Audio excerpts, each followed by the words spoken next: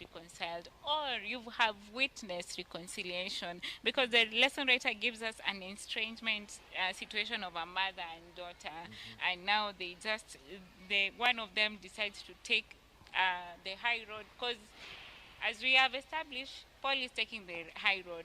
And how can we take the high road as Christians and just work out through this reconciliation?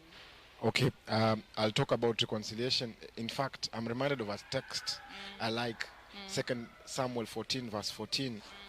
It says that this is indeed, and it is an interesting context. The context is one of reconciliation because Joab saw that David's heart longed for Absalom, and he wanted to reconcile David and Absalom. So he went and got the services of a wise woman of Tekoa, and he put his words in her mouth.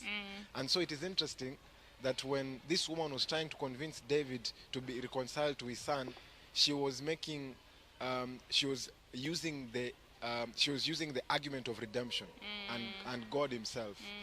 And it shows that even the rude soldier that Joab was, Mrs. White says, understood redemption, and it is about reconciliation. So I think reconciliation, the reconciliation with God is like an example, and it's like something that can teach us how we should be reconciled to one another. So this is what it says in 2 Samuel 14:14. For we must needs die, and there is water spilt on the ground, which cannot be gathered up again. Neither doth God respect any person. Yet, so God is not a respecter of persons, class, and all those things.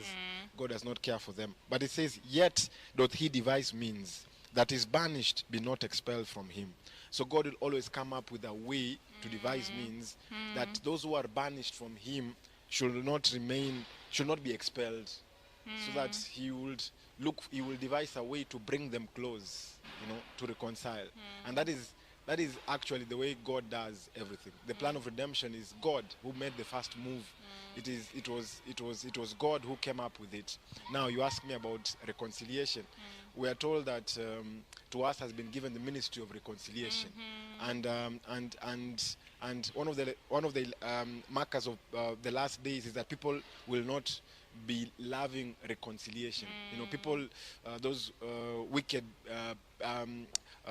people will not want to be brought back together. Kiswahili kinasema hawapendi suluhu.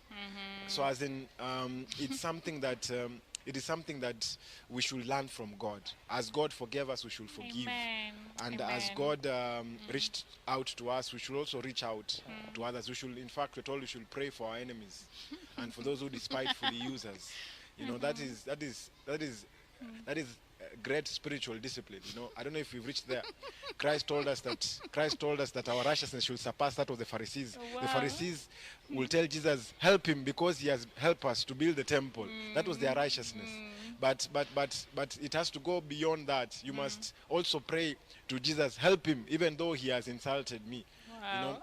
And I wish him well. So that's the standard that Christ set for us.